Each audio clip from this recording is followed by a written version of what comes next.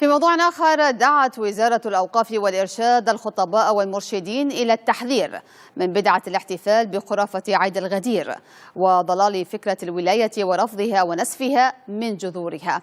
وأعاد الحوثيون الاحتفال بما يسمى بيوم الغدير ضمن أجندتهم لترسيخ الاصطفاء السلالي وخرافة الولاية والحق الإلهي المزعوم.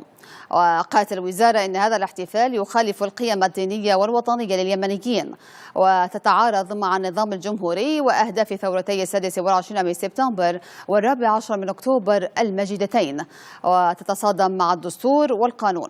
الوزارة شددت في بيان بهذا الخصوص على ضرورة التمسك بقيم الإسلام الحنيف فيما يتعلق بحق الشعب اليمني في اختيار الحاكم، مشيرة إلى محاولات ميليشيا الحوثي في الآونة الأخيرة لتطييف المجتمع اليمني وتحريف عقيدته الصافية من خلال مناسبات طائفية وبدع دخيلة أعيد إحياؤها بعودة الإمامة في نسختها الحوثية.